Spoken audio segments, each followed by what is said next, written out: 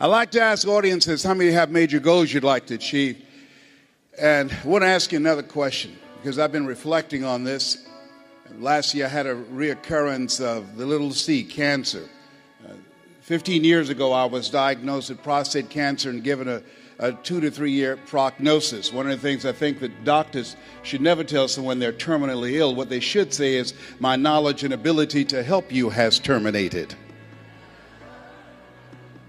But I've been reflecting on my life, and I want to ask you, and I know you've done things you feel good about, things that you're proud of, but how many of you know if you had your life to live over again, you could have done more than what you've done thus far? Raise your hands, please.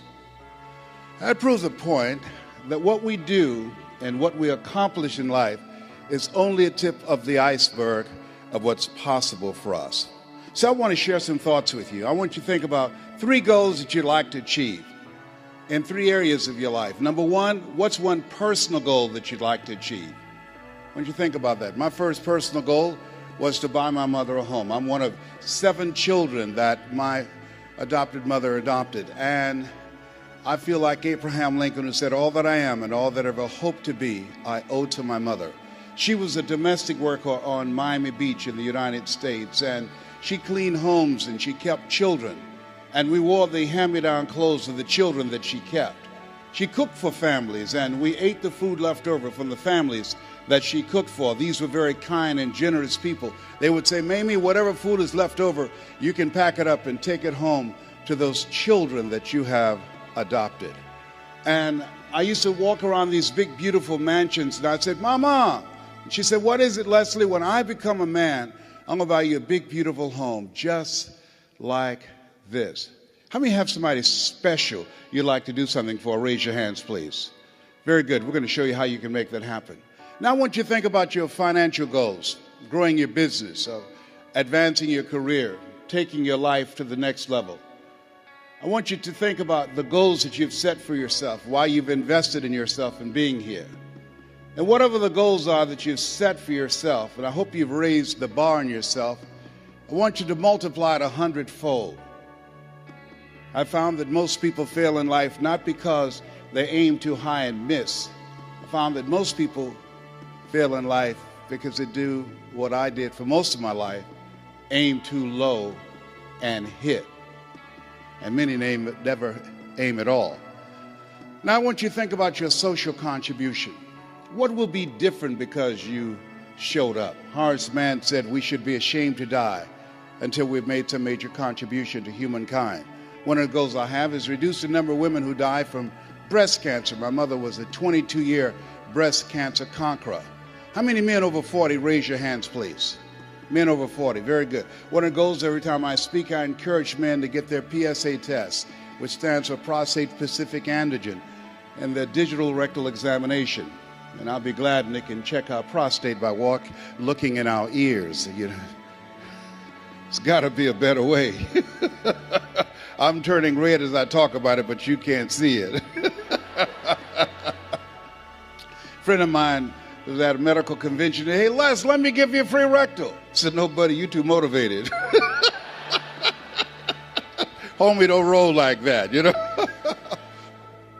One of the goals I have is teaching people how to tell their story, how to grow their business, be the voice of their business, how to improve the customer service, how to develop their leadership voice, how to go from being local to being global.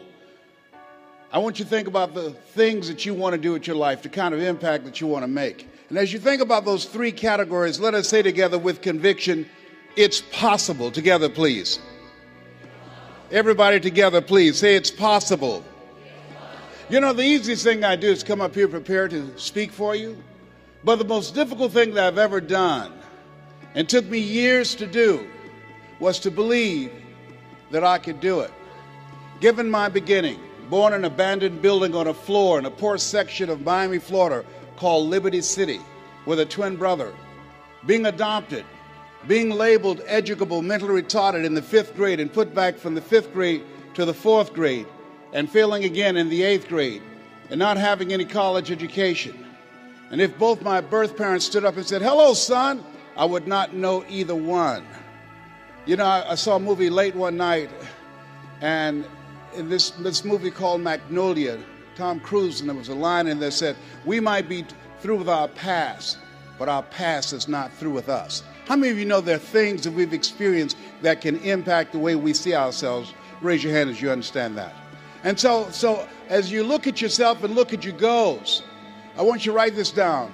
You don't get in life what you want, you get in life what you are. You have to create an achiever's mindset. Not you have to create that yourself. My favorite book says, be ye not conformed to this world, be ye transformed by the renewing of your mind. And what you're doing right now is an indication of what's most important. As you begin to invest in yourself, setting aside a time to be here. This is the era what the late Peter Drucker calls the era of the 3 C's: accelerated change, overwhelming complexity, and tremendous competition. And so as you look at yourself and look at your goals, setting aside time every day to work on your mindset, to expand your vision of what's possible for you. They did an interview with Warren Buffett, one of the richest men on the planet, as you're aware. And they asked him, say, what's the most important investment people can make today? And this was in the middle of the recession in the United States. Here's a guy that has billions of dollars in real estate, billions of dollars in the stock market. And he said the most important investment you can make is in yourself. Everybody repeat after me, please. Live full. Die empty. Say it again. Live full. Die empty. After having 238 radiation seed implants, I was reading one night some words by Dr. Howard Thurman, who was a mentor to Dr. Martin Luther King Jr., to Albert Schweitzer, to Mahatma Gandhi. He wrote, deep is the hunger, the voice of the genuine, the centering moment. As I was reflecting on his words, he said, the ideal situation for a man or woman to die is to have family members praying with them as they cross over. He said, but imagine, if you will, being on your deathbed and standing around your bed, the ghost of the dreams, the ideas, the abilities, the talents given to you by life, but you, for whatever reason, you never pursued those dreams. You never acted on those ideas. You never used those gifts. You never used those talents. And there they are staring at you as you're lying on your bed with large, angry eyes saying, we came to you. And only you could have given us life. And now we must die with you forever. And the question is, if you died today, what dreams, what talents, what abilities, what gifts, what ideas would die with you? One minister out of Bahama said, the wealthiest place on the planet, it's not in the Far East where there's oil in the ground. It's not in South Africa where there are diamond mines. He said, the wealthiest place on the planet is the cemetery. There you see potential never realized. There you find books never written. There you find ideas never acted on. Maybe that's why Henry David Thoreau said, oh God, to reach the point of death, only to realize that you've never lived. Only to realize that you've never scraped the surface of your potential. Let us say again, live full, die empty. And so as you think about your goals and dreams, I'm suggesting that you set aside time every day, if you're not doing it already, reading 10 to 15 pages of something positive every day, listening to audio programs, investing in yourself to expand your mind for what is possible, to develop a spirit of optimism. And then the next thing is, let us say together, it's necessary. You see, not only is it possible that you can live your dream and that you have to sell yourself on that every day. There's an African proverb that says, if there's no enemy within, the enemy outside can do us no harm. I didn't do this for 14 years because I convinced myself I couldn't do it. I would go see the late Zig Ziglar and Jim Rohn and the late Dr. Norman Vincent Peale, and I saw Tony Robbins, and my heart said, I could do that. How many of you like to help people? Raise your hands, please. I said, I can do that. And then when I would go to the parking lot, my inner voice would become activated and would say, Les Brown, you can't do that. You don't have a college education. Les Brown, you can't do that. You've never worked for a major corporation. Les Brown, you can't do that. Who wants to hear anything you've got to say?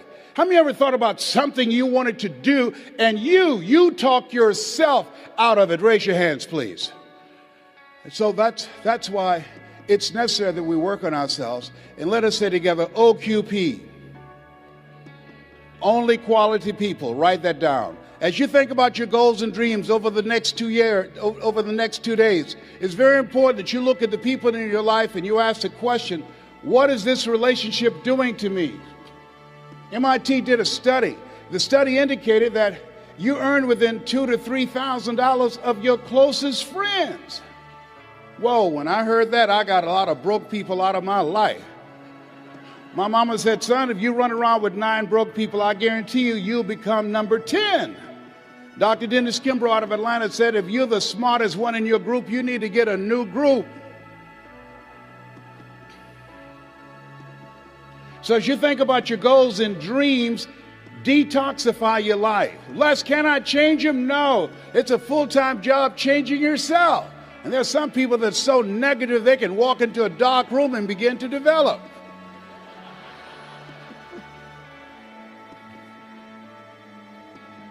And so it's very important that you look at the people that's in your circle and begin to understand, are you growing mentally and emotionally and spiritually and professionally? Are they an asset to you or a liability to you? The other thing is, as you look at your goals and look at your dreams, let us repeat this, please. Make your move before you're ready. Yeah, write that down. See, I said, well, I don't have a college education. I don't have any paper or alphabets behind my name. And I realized that if you want to make it in life, you want to make your mark, you've got to become a risk taker. Viscott said, if you're not willing to risk, you cannot grow. And if you cannot grow, you can't become your best. And if you can't become your best, you can't be happy. And if you can't be happy, then what else is there? I like what Helen Keller said. She says, life is short and unpredictable. Eat the dessert first. So you have something special. You're here because there's something in your heart of hearts that said, I want more. I can do more. You're here because you're different. How many of you know people who should be here? Raise your hands, please. Yeah, so you're here because you're different. You're uncommon. One man said, I choose not to be a common man. It's my right to be uncommon if I can. I seek opportunity, not security. I do not wish to be a kept citizen, humbled and dulled by having the state look after me. I want to take the calculated risk, to dream and to build, to fail and to succeed. I refuse to live from hand to mouth. I prefer the challenges of life to the guaranteed existence, the thrill of fulfillment to the still calm of utopia. I will never cower before any master, nor bend to any threat. It's my heritage to stand erect, proud and unafraid, to face the world boldly and say, this I have done. Give yourselves a round of applause for having an uncommon desire to reach your goals, to achieve something great with your life. Bring your level of energy up.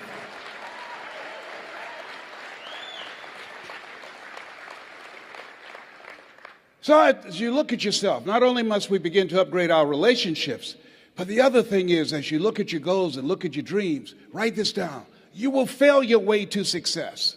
See, 85% of people allow their fear of failure to outweigh their desire to succeed. You're going to make some mistakes, and it's okay. Anything that's worth doing is worth doing badly. It's worth doing right if you know how to do it, but if you don't know how to do it, it's worth doing badly until you get it right. You have to be willing to experiment with life. I've done a variety of things, and I had absolutely no idea I have the ability to do those things. Here's what I can say about you, and I don't even know you. You've got greatness within you, but you will not discover your greatness in your comfort zone. You've got to be willing to get outside of your comfort zone, because in order to do something you've never done, you've got to become someone you've never been.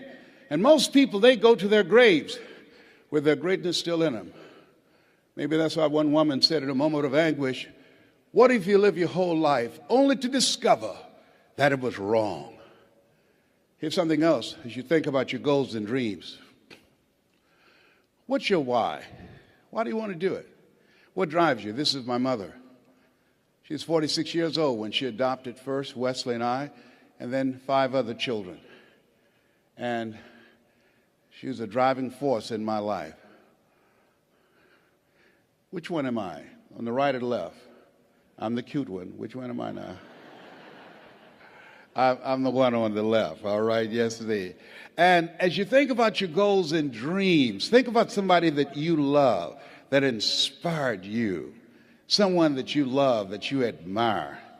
And I think about my background, and This is Wesley and I eating sugar cane. You see, we were not born with a silver spoon in our mouths.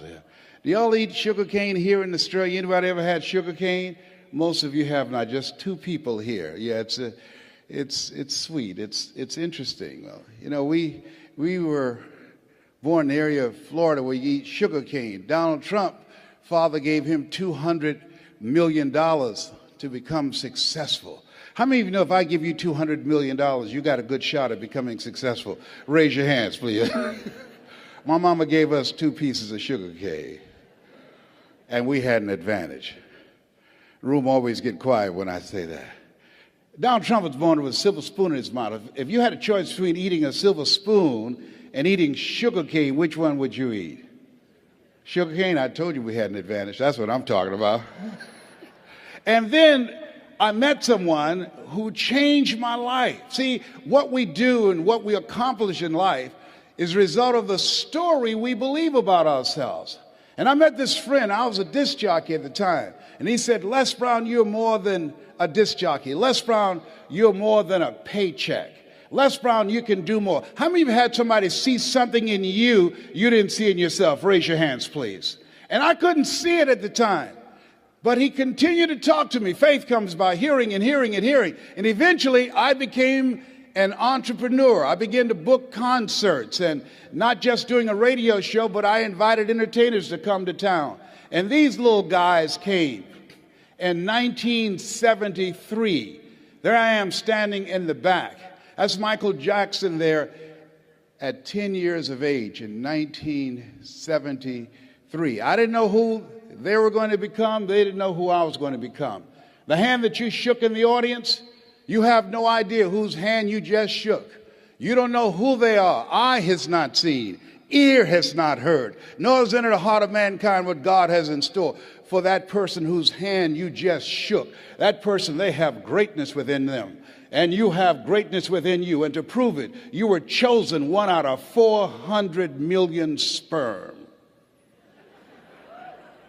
There's something in you. And God said, I want you, I want you, I want you, I want you. There's something you have that the world needs now. If you don't give it to us, we will all be deprived. And so as you think about your goals and dreams, how many of you like to make a difference in your community? Raise your hands, please. You have the ability to do that. I ran for the Ohio legislature. Had no idea I had the ability to do that. Passed 14 bills my first term. You have greatness within you. You can make more impact than you can ever begin to imagine when you're willing to challenge yourself. Let us say together, leap. Everybody together say leap. And grow your wings on the way down. Yeah, see, one of the things about life, you're going to get hurt. You're going to make some mistakes. You're going to fail your way to success. But you got to be willing to experiment. You got to be willing to push yourself. You got to be willing to challenge yourself by putting yourself in a perpetual state of discomfort. And so, but things happen in life. When you have goals and dreams, things happen. I had no idea. Midway of my 3rd term, my mother became ill. She was diagnosed with breast cancer. And my brothers and sisters called me and said they're going to put her in a nursing home. And I said, no. They said, we thought you would say that. We've interviewed the best nursing homes in Dade County. I said no. So I had a problem. How can one woman raise 7 children who couldn't take care of themselves, but 7 grown people couldn't take care of one woman? I had a problem with that. And I said no.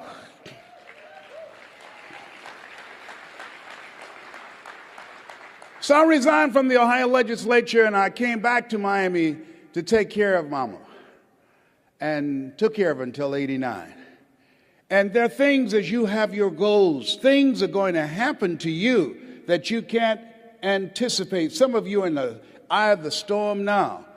Things are going to happen. And don't say, well, why does this have to happen to me? Why not you?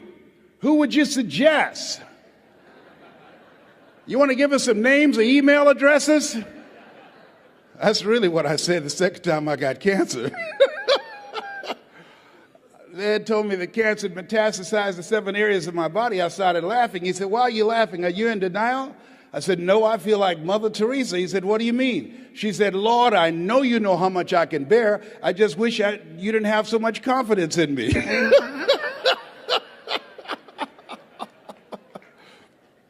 There's times in your life when things are going to happen that you've got to begin to put your dream on hold.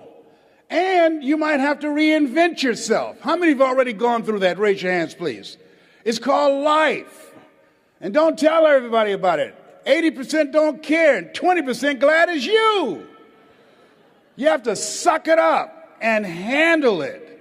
That's what they call being in business, being an entrepreneur, being a risk taker, walking by faith and not by sight. Stuff happens to you. And so I had to go in a new direction. And I decided to tell my story. How many of you got a story? Raise your hands, please. How many of you have gone through some things in life that you can teach some other people? Raise your hands, please. How many of you, like me, had periods in your life when you were temporarily insane? Raise your hands. See, there are some people, one of the goals I have is training 100,000 voices of hope outside of politics and outside of religion, both of which I believe unwittingly polarize and divide people, and teach people how to deliver a message of hope and give people methods and techniques that will help them to change their lives and begin to move their lives to another level. You have something special. You have greatness within you. That story that you have can impact people's lives. Mike Williams talked to me, and it changed my life. It began to expand my vision. How many of you have a college education? Raise your hands, please. Very good. Over 90%. How many ever give a lecture at Harvard University? Raise your hands, please. No hands up. That's in your future. Shake somebody's hand on your right and left and say, that's in my future. That's in my future. Everybody point at me right now. Point at me right now. Point at me lovingly right now. Say, Les Brown. Everybody together say, Les Brown. If you can do it, I can do it. And this time when you say, I can do it, say it with conviction. Point at me again. Les Brown. If you can do it, I can do it. Shake someone's hand on your right and left and say, I'm ready to play a bigger game. Do that right now. Say, I'm ready to play a bigger game. Absolutely. Yes. It says you look at yourself and look at your goals. There's some things that you can do when you challenge yourself, when you go outside your comfort zone. There are things that will come in the direction of your life that you can't even begin to imagine, that you're going to begin to evolve and go to new levels that will amaze you. And I tell you these things not to impress you, but to impress upon you. You have something special. You have greatness within you. You have the ability to do more than you can ever begin to imagine. And so what I'm suggesting that you do is to stretch yourself, that you constantly look for ways as an entrepreneur. How can you begin to set yourself apart from the competition? What is it that you can do that can make you stand out? What are the market takeaways that you can do? One of the things that I learned as a speaker, as a trainer, as an entrepreneur, and a small business operator is that you've got to find something that you love and that you master that. Henry David Thoreau said, do not go where the path may lead, but go where there's no path and leave a trail. As you look at yourself as a business operator, as you look at yourself as an entrepreneur, as you look at yourself as a person that want to make a mark with your life, that want to leave a legacy, you've got to be hungry. Let us say together, I'm hungry to do more. I'm hungry to stretch myself. I'm hungry to take my life to another level. I never forget this gentleman that I'm going to talk with tomorrow. He's now in his 90s. He's blind from glaucoma. And I never forget, he said, young man, go to the board and work this problem out for me. And I said, oh, sir, I can't do that. He says, why not? I said, I'm not one of your students. He said, look at me. Yes, sir. Go to the board and work the problem out anyhow. I said, I can't, sir. And the other students started laughing and saying, he's Leslie. He's got a twin brother, Wesley. Wesley is smart. He's DT. He said, what's DT? He's the dumb twin. And I said, I am, sir. As the students laughed, as some of you did. And he came from behind his desk. He looked at me. He said, don't you ever say that again. Someone's opinion of you does not have to become your reality. And that was a turning point in my life. On one hand, I was humiliated, but on the other hand, I was liberated. Because he looked at me with the eyes of Goethe, who said, look at a man the way that he is, he only becomes worse. but look at him as if he were what he could be, then he becomes what he should be. He said, young man, what do you want to do with your life? I said, sir, I want to make my mother proud, sir.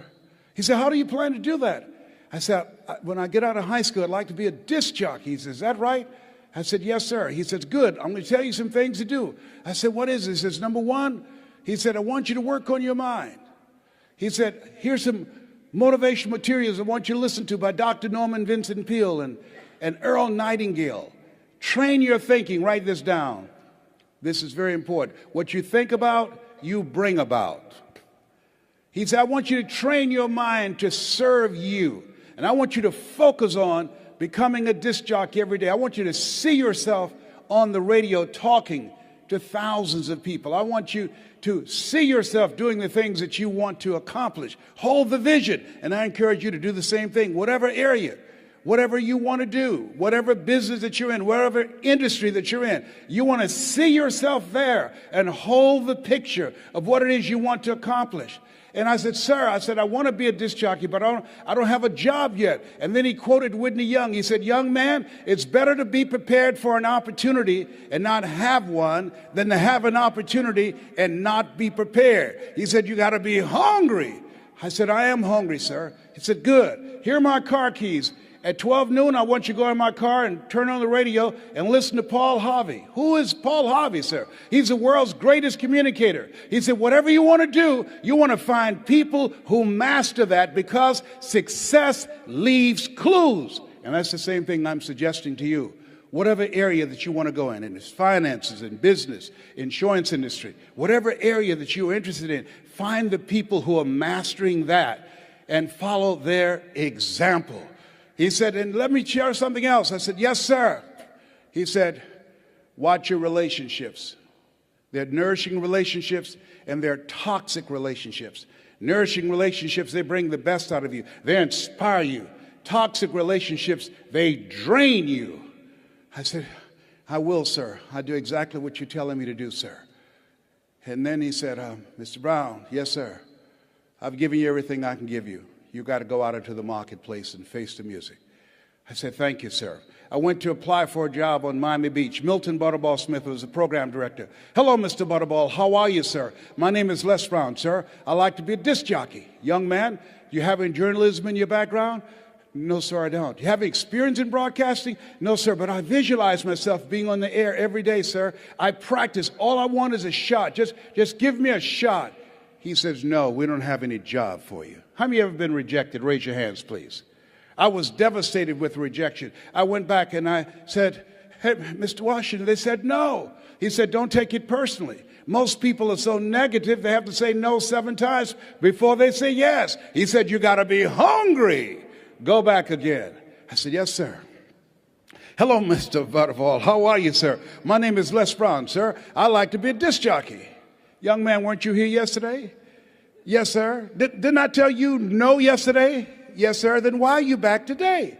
Well, sir, I didn't know whether or not somebody was laid off or somebody was fired, sir. Nobody was laid off or fired. Now get on out of here. I came back the next day. Hello, Mr. Butterball. How are you, sir? My name is Les Brown, sir. I like to be a disc jockey. I know what your name is. Weren't you here the last 2 days? Yes, sir. Didn't I tell you no the last 2 days? Yes, sir. Then why are you back today? Well, sir, I don't know whether or not someone got sick or someone died, sir. No one got sick or died. No one was laid off or fired. Now, don't you come back here again. I came back the next day, talking loud, looking happy, like I was singing for the first time. I said, hello, Mr. Butterball. How are you? He looked at me with rage. He says, go get me some coffee. I said, yes, sir.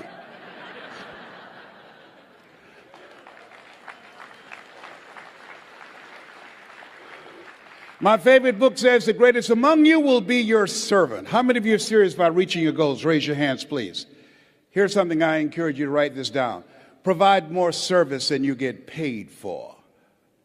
As small business operators, and you're going to do market takeaways, you've got to provide more service than you get paid for.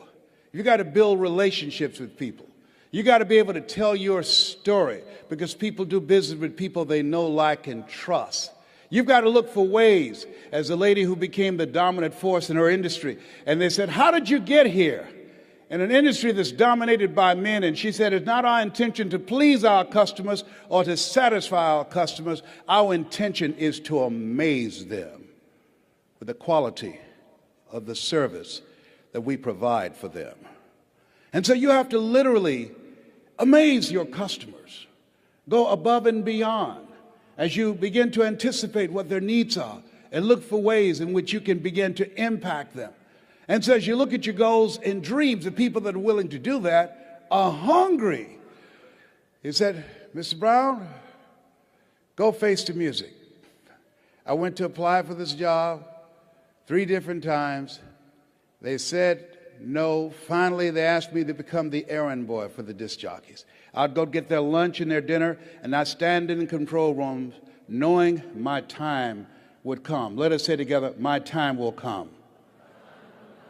And on the weekends, they would come out to the parking lot, and their cars be waxing clean, inside out. They said, hey, who did this? Write this down. Give before you ask. Give before you ask. I was just trying to get my foot in the door. I wanted to establish a reputation of being a go-to person, a person of resourcefulness, a person that's relentless and unstoppable, a person that can get things done. I said, I did, sir. How much you charge? Nothing, sir. I just wanted to help out. I was building relationships. People do business with people they know, like, and trust. Look here. Donna Ross and the Supremes are coming to town. The Four Tops and the Temptations. Here are my car keys. Pick them up and take them to the Fontainebleau Hotel on Miami Beach. It'll be my pleasure to serve you, sir. I was driving these entertainers in the disc jockeys' big, long Cadillacs. I didn't have any driver's license, but I was driving like I had some. Then one day, it was a Saturday afternoon, a disc jockey by the name of Rockin' Roger was drinking while he was on the air. Rockin' Roger got so drunk, he could not complete the show. He began to stutter his words. He was about to fall off the chair. It was a Saturday afternoon, and I was the only one there looking at him through the control room window, walking back and forth, young, ready, and hungry. I was saying, drink, rock, drink. Drink, rock. I'd have gone get him some more if he'd asked me to. Then pretty soon the phone rang. It was the general manager and answered the phone. I said, hello? He said, young boy, this is Mr. Klein. I said, I know. He said, Rock can't finish his program. I said, I know. He said, would you call one of the other DJs in? I said, yes, sir. I hung the phone up. I said, now he must think I'm crazy. I called my mama and my girlfriend, Cassandra. I said, y'all come out on the front porch and turn on the radio. I'm about to come on the air.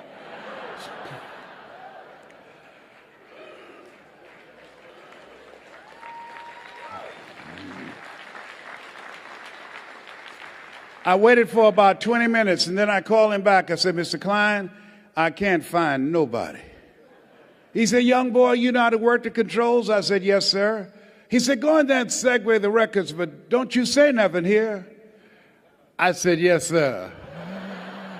I couldn't wait to get old Rock out of the way. I put on a fast record. I said, look out, this is me, LB Triple P, Les Brown, your platter playing papa. There were none before me, and there will be none after me. Therefore, that makes me the one and only. Young and single and love to mingle, certified, bona fide, indubitably qualified to bring you satisfaction and a whole lot of action. Look out, baby, I'm your love man. I was hungry. Get the old man a round of applause. I was hungry. I was hungry. Shake someone's hand on your right and left, look them in the eyes and say, you got to be hungry. Do that right now. Shake someone's hand and say, you got to be hungry. People that are hungry are willing to do the things today others won't do in order to have the things tomorrow others won't have. People that are hungry believe, always strive to get on top in life because it's the bottom that's overcrowded. People that are hungry know if you want to be successful, you must be willing to do the things today others won't do in order to have the things tomorrow others won't have. I didn't do what I'm doing right now because it was hard. How many of you decided not to do something because it was hard? Raise your hands, please. I want you to write this down. If you do what is easy, your life will be hard. Complain, point at your circumstances, give up your power, blame the government, blame the economy. If you do what is easy, your life will be hard. But if you do what is hard, your life will be easy. It's hard to make a radical change in your behavior. It's hard to take ownership. It's hard to swallow the bitter pill that wherever you find yourself, at some point in time, you made an appointment to be there. That's hard. That's hard. If you do what is easy, your life will be hard. But if you do what is hard, your life will be easy. I don't know what your goals are. I don't know what you want to do with your life. Here's what I know about your being here. That there's something in you that waits and listens to the voice of the genuine in yourself. It will be perhaps the only guide you will ever have. And if you cannot hear it, all of your life, your days will be spent on the ends of strings that somebody else pulls. And I submit to you, the reason that you're here is that in your heart of hearts, you've said, I'm going to pull my own strings. I say to you, the reason that you're here is something about you that says, I'm going to control my own destiny. There's something about you that when you pointed your fingers at your circumstances, you realized you had three pointing at yourself. So I want to dedicate something to you that my mother loved to hear me say. Mama was a 22-year breast cancer conqueror. I want to dedicate this to you, to the achiever in you, to the greatness in you, to the unexpressed gifts, talents, and abilities that you have in you that's hungry to get out. And it says simply this. Leslie, yes, ma'am, Mama. Say that thing for me, boy, that it makes me feel good. It says simply this. If you want a thing bad enough to go out and fight for it, to work day and night for it, to give up your time, your peace, and your sleep for it, if all that your dream and scheme is about it, and life seems useless and worthless without it, and if you gladly sweat for it and fret for it and plan for it, and lose all your terror of the opposition for it, and if you simply go after that thing that you want with all of your capacity, strength and sagacity, faith, hope, and confidence, and stern pertinacity, if neither cold poverty, famish or gulf, sickness or pain of body and brain can keep you away from the thing that you want,